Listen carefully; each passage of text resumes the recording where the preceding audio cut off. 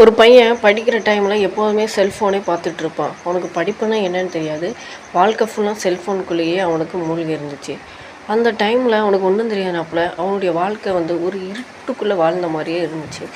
ஏன்னா அவனுக்கு படிப்போட இன்ட்ரெஸ்ட்டு கொஞ்சம் கூட இல்லாது எப்போதுமே சோம்பேறியாக எதையாச்சும் ஒரு வேலையை பார்க்க சொன்னால் பார்க்காம செல்ஃபோன் தான் நமக்கு உலகம் அப்படின்னு சொல்லிட்டு அந்த செல்ஃபோனுக்குள்ளேயே விளாண்டுட்டு இருப்பான். திடீர்னு பார்த்தா அவனுடைய வாழ்க்கை ரொம்ப இருட்டாயிட்டு. என்னடா நம்மளுடைய வாழ்க்கை இப்படி இருட்டாயிட்டு, இதுலேருந்து நம்ம எப்படி மீட்டு வரணும்னு அவனுக்கு தெரியல. இதுக்கு தான் சொல்கிறாங்க, முன்னாடியே நம்ம போக வேண்டிய பாதையை கரெக்டாக சூஸ் பண்ணி அதுக்கு ஏற்றாப்புல கரெக்டாக போனோம்னா நம்ம போக வேண்டிய இடம் என்ன, எப்படி போகலாம், அதுக்கு நம்ம என்ன எஃபெக்ட் இப்போயுமே போடணும் எல்லாமே நமக்கு தெரிஞ்சிடும். இந்த பையன் எதையும் பற்றி யோசிக்காமல் இருக்கவே தான் இன்றைக்கி இந்த நிலமை வந்திருக்கு.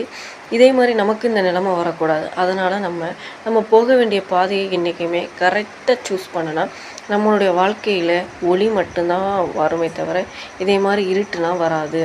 நீங்களும் இதே மாதிரி பையனாக இருக்க போகிறீங்களா, இல்லாட்ட நம்ம இதில் இன்னொரு பையன் வருவான் அந்த பையனை மாதிரி இருக்க போகிறீங்களா அப்படின்னு பாருங்கள்.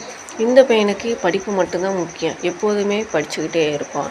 படிப்போடைய ஆழம் இவனுக்கு நல்லா தெரியவே ஃபுல் கான்சன்ட்ரேஷன் எப்போதுமே படிப்பில் தான் இருக்கும்.